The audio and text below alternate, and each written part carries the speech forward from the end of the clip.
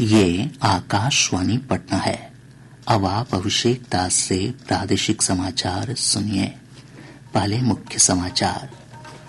राजगीर में खेली जा रही महिला एशियाई हॉकी चैंपियंस ट्रॉफी के सेमीफाइनल मुकाबले कल भारतीय टीम का जापान से और चीन का मुकाबला मलेशिया से होगा। बक्सर पुलिस ने पटना के महेंद्रू घाट में तैनात रेलवे के वरीय प्रशाखा अभियंता विवेक रंजन को 66 लाख रुपए मूल्य के सोने के साथ गिरफ्तार किया। प्रदेश के अधिकतम और न्यूनतम तापमान में 2 से 4 डिग्री सेल्सियस तक की गिरावट।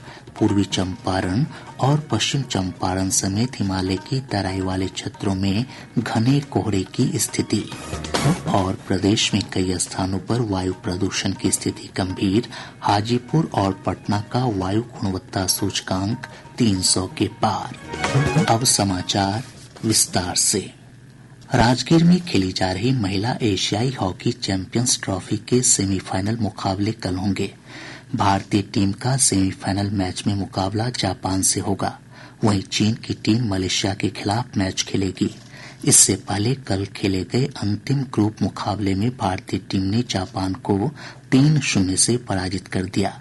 भारत की ओर से दीपिका ने 2 गोल दागे, जबकि 1 गोल नवनीत कौर ने किया। इस जीत के साथ ही भारत प्रतियोगिता में अब तक सभी 5 मैच जीतकर 15 अंकों के साथ अंक तालिका में पहले स्थान पर पहुंच गया है। भारतीय टीम ने प्रतियोगिता में अब तक 26 गोल किए हैं। कर्नल सीके नायडू अंडर-23 पुरुष क्रिकेट टूर्नामेंट में मेजबान हरियाणा ने बिहार को पारी और 238 रन के विशाल अंतर से पराजित कर दिया। गुरुग्राम क्रिकेट ग्राउंड सुल्तानपुर में पहले चरण के अपने अंतिम और चौथे मुकाबले में बिहार ने पहली पारी में 117 और दूसरी पारी में 143 रन बनाए। हरियाणा ने अपनी पहली पारी के आधार पर बिहार को 498 रन का लक्ष्य दिया था। बक्सर पुलिस ने पटना के महेंद्रू घाट में तैनात रेलवे के वरीय प्रशाखा अभियंता विवेक रंजन को 66 लाख रुपए मूल्य के सोने के साथ गिरफ्तार किया है। पुलिस ने उसके पास से सोने के 8 बिस्किट बरामद किए हैं, जिसका वजन 800 ग्राम है। मौके से विवेक रंजन के चालक गुंजन कुमार को भी गिरफ्तार किया गया। बक्सर पुलिस ने गिरफ्तारी की सूचना सीबीआई को दी, जिसके बाद सीबीआई ने इस केस को हैंडओवर कर लिया। इसके बाद सीबीआई ने विवेक रंजन के पटना के पाटलिपुत्र थाना क्षेत्र अंतर्गत नेहरू नगर स्थित आवासीय परिसर में छापेमारी की। देर रात तक छापेमारी जारी थी। प्रवर्तन निदेशालय धन शोधन मामले में गिरफ्तार भारतीय प्रशासनिक सेवा के वरिष्ठ अधिकारी संजीव हंस और पूर्व विधायक गुलाब यादव के 2 निकट सहयोगियों प्रवीण चौधरी और पुष्पराज बजाज को रिमांड पर लेकर पूछताछ कर रही है। प्राप्त जानकारी के अनुसार इन दोनों से ऊर्जा विभाग में विभिन्न कार्यों के लिए आवंटित ठेके के बारे में पूछताछ हो रही है। विधान परिषद की तिरहुत स्नातक सीट पर 5 दिसंबर को होने वाले उपचुनाव के लिए आज नामांकन का अंतिम दिन है। उपचुनाव के लिए नामांकन करने वालों में जदयू के अभिषेक झा, राजद के प्रोफेसर गोपी किशन और जन सुराज के डॉक्टर विनायक गौतम प्रमुख हैं। कल नामांकन पत्रों की जांच होगी, जबकि 21 नवंबर तक उम्मीदवार अपना नाम वापस ले सकते हैं। राज्य में पैक्स चुनाव के तीसरे चरण के लिए नामांकन की प्रक्रिया समाप्त हो गई है। बिहार राज्य निर्वाचन प्राधिकार के अनुसार आज नामांकन पत्रों की जांच की जाएगी और 22 नवंबर तक अभ्यर्थी अपना नाम वापस ले सकते हैं। इस चरण के लिए मतदान 29 नवंबर को होगा। वहीं चौथे चरण में 1 दिसंबर को होने वाले मतदान के लिए नामांकन की प्रक्रिया जारी है। इधर मतदाता सूची में बड़े पैमाने पर गड़बड़ी सामने आने के बाद विभिन्न जिलों में 7 और पैक्स के चुनाव स्थगित कर दिए गए हैं। अनियमितता को लेकर अब तक कुल 46 पैक्सों में चुनाव प्रक्रिया स्थगित की जा चुकी है। राज्य भर के लगभग 1,20,000 शिक्षकों ने अब तक तबादले के लिए आवेदन किए हैं। शिक्षा विभाग के आधिकारिक सूत्रों ने बताया कि ई शिक्षा कोष पोर्टल पर पिछले 11 दिनों से स्थानांतरण के लिए आवेदन की प्रक्रिया जारी है। शिक्षक 22 नवंबर तक तबादले के लिए आवेदन कर सकेंगे। नालंदा विश्वविद्यालय परिसर में आयोजित नालंदा ज्ञान कुंभ में जुटे शिक्षाविदों ने भारतीय ज्ञान परंपरा को अपनाने पर बल दिया है। 3 दिवसीय आयोजन के दूसरे दिन उद्घाटन सत्र में 4 अलग-अलग सत्रों में विशद चर्चा की गई। राज्यपाल राजेंद्र विश्वनाथ आर्लेकर ने कहा कि स्वभाषा, स्वसंस्कृति और स्व परंपरा को जागृत कर भारत को विकसित बनाया जा सकता है। वहीं उप मुख्यमंत्री सम्राट चौधरी ने नालंदा की ऐतिहासिकता की चर्चा करते हुए कहा कि यहां नालंदा कॉरिडोर बनेगा। अंतर्राष्ट्रीय नालंदा विश्वविद्यालय परिसर में आयोजित ज्ञान कुंभ में बिहार समेत 13 राज्यों के शिक्षाविद, शोधार्थी और विद्यार्थी भाग ले रहे हैं। इसका आयोजन शिक्षा संस्कृति उत्थान न्यास की ओर से किया गया है। पटना के प्रेमचंद रंगशाला में 22 नवंबर से 24 नवंबर तक इंद्रधनुष कार्यक्रम का आयोजन किया जाएगा। इस कार्यक्रम में पूर्वी राज्यों के 400 से अधिक लोक कलाकार जुटेंगे और अपने अपने प्रांत की लोक कलाओं का प्रदर्शन करेंगे। पूर्वी क्षेत्रीय सांस्कृतिक केंद्र कोलकाता और बिहार सरकार के कला संस्कृति विभाग के संयुक्त तत्वावधान में इस कार्यक्रम का आयोजन किया जा रहा है। प्रदेश में डेंगू के नए मामलों के मिलने का सिलसिला जारी है। पिछले 24 घंटों के दौरान 89 नए मरीजों की पुष्टि हुई है। इनमें पटना के 56 मरीज हैं। वहीं राजधानी पटना से चिकनगुनिया के भी 13 नए मामलों की पुष्टि हुई है। प्रादेशिक समाचार आप आकाशवाणी पटना से सुन रहे हैं।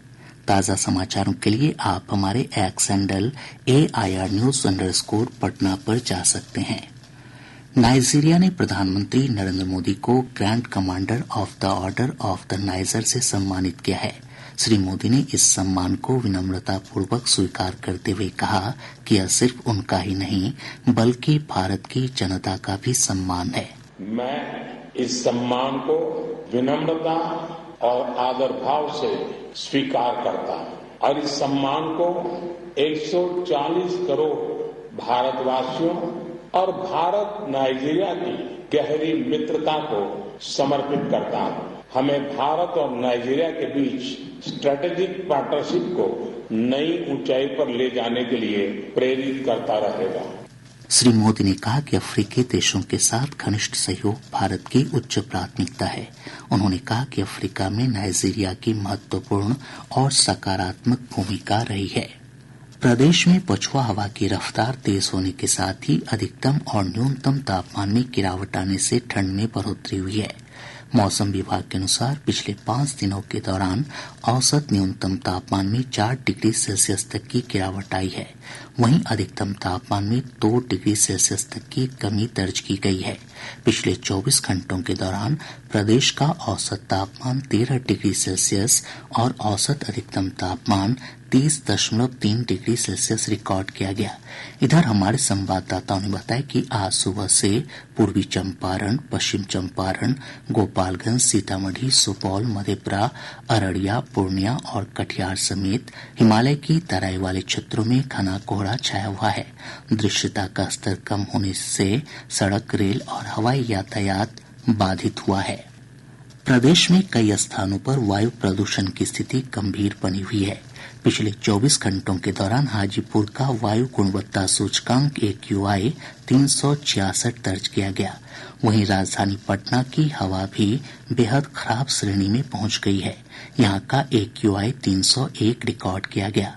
वहीं अन्य शहरों में राजगीर का AQI 256, किशनगंज का 238, समस्तीपुर का 204 और मुजफ्फरपुर का वायु गुणवत्ता सूचकांक 201 रिकॉर्ड किया गया। इधर राजधानी पटना में प्रदूषण को कम करने के लिए नगर निगम की ओर से एंटी स्मोक गन और वाटर स्प्रिंकल का उपयोग किया जा रहा है। पूर्वोत्तर रेलवे के चौरा चौरी गौरी बाजार बैतालपुर स्टेशन के मध्य तकनीकी कार्य के चलते कई ट्रेनों के परिचालन में बदलाव किया गया है। प्राप्त जानकारी के अनुसार आज और कल Gorakhpur Pataliputra Gorakhpur express, Narkatiaganj Gorakhpur cantt Narkatiaganj special train और नरकटियागंज बढ़नी नरकटियागंज स्पेशल ट्रेन रद्द रहेगी। दरभंगा, नरकटियागंज और जयनगर से खुलने वाली कई ट्रेनों के परिचालन और ठहराव में भी बदलाव किया गया है। राज्य के 4 जिलों भागलपुर, जमुई, बक्सर और मुंगेर स्थित पीपल, पाकड़, बरगद, नीम, कनक, चंपा, इमली, सेमल और महुआ के 40 वृक्षों को हेरिटेज का दर्जा दिया जाएगा। पर्यावरण, वन और जलवायु परिवर्तन विभाग के मंत्री डॉक्टर प्रेम कुमार ने बताया कि चयनित वृक्षों को हेरिटेज घोषित करने के लिए जैव विविधता परिषद को निर्देश दिए गए हैं।